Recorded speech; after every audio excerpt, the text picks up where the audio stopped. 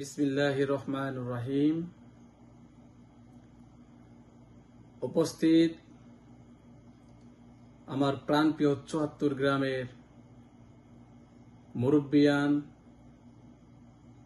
পিতৃতুল্য চাচা জানেরা, যুবক ভাই, শিশু বন্ধুবর সকলকে জানাই আন্তরিক শুভেচ্ছা ও অভিনন্দন ও সালাম। আসসালামু আলাইকুম।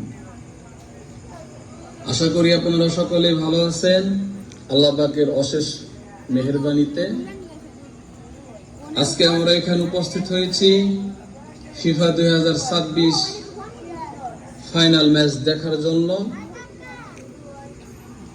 তো আমি সর্বপ্রথম ধন্যবাদ জানাতে চাই আমার প্রাণপ্রিয় ৭৪ গ্রামের যুব সমাজের প্রত্যেকটা মানুষকে, যারা অক্লান্ত পরিশ্রমের মাধ্যমে, আমি ভিডিও কনফারেন্সে দেখেছি, ফেসবুকের মাধ্যমে উপভোগ করেছি, আপনারা আমাদের ৭৪ একতা যুব সংঘ স্পোর্টিং ক্লাবের ভেতরে প্রজেক্টরের মাধ্যমে খেলা উপভোগ করেছেন।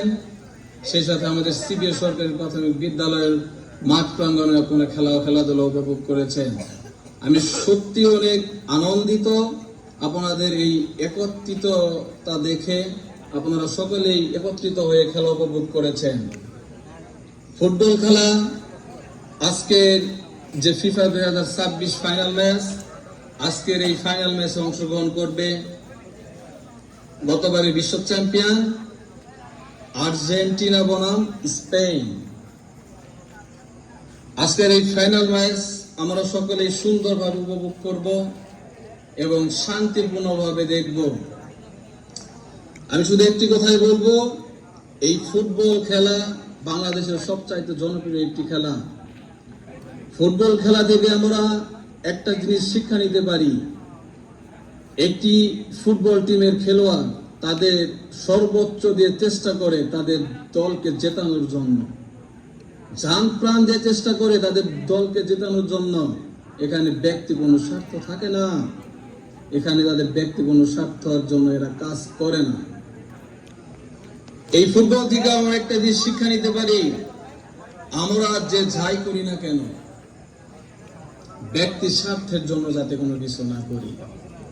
আমরা সমাজ মানুষ, আমরা সমাজে বসবাস করি, আমরা সমাজের মান উন্নয়ন, সমাজের মুখকে কিভাবে উজ্জ্বল করা যায় সেই দিকে আমরা খেয়াল রেখে নিজেদের উন্নয়ন করব, সেই সাথে সমাজের উন্নয়ন এমনি এমনি হয়ে যাবে।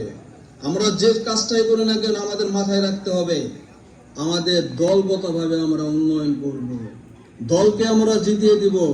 এখানে ফুটবল খেলা একটি টিম, আমাদের সামাজিক বসবাস হচ্ছে সমাজ।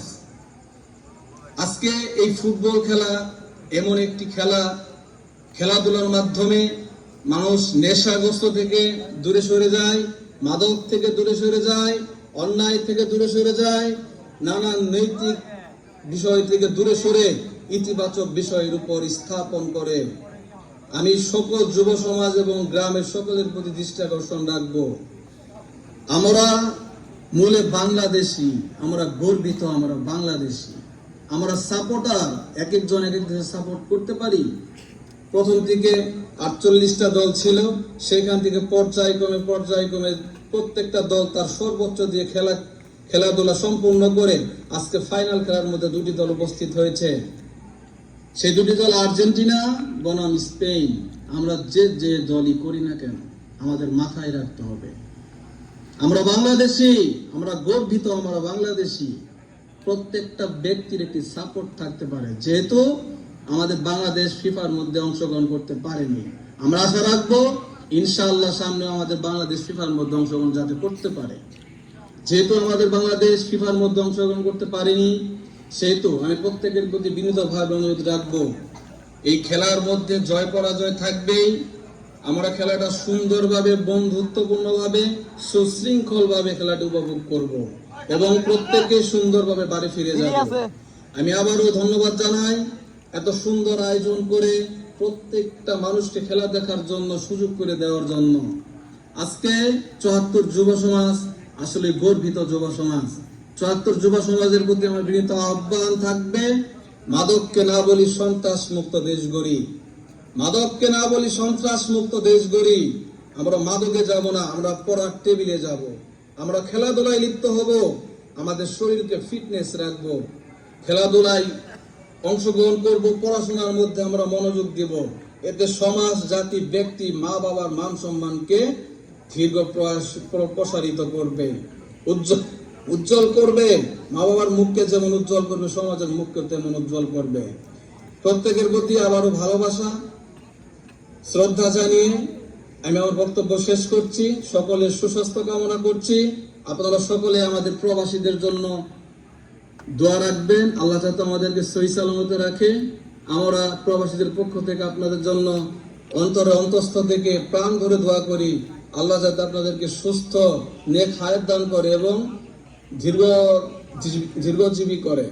আপনাদের সকলের সুস্থতা কামনা করছি। সেই সাথে আবারও আজকের যুব সমাজকে ধন্যবাদ জানাচ্ছি আমাকে 2-4টি কথা বলে সুযোগ দেওয়ার জন্য। সকলকে ধন্যবাদ। সকলে ভালো থাকবেন, সুস্থ থাকবেন।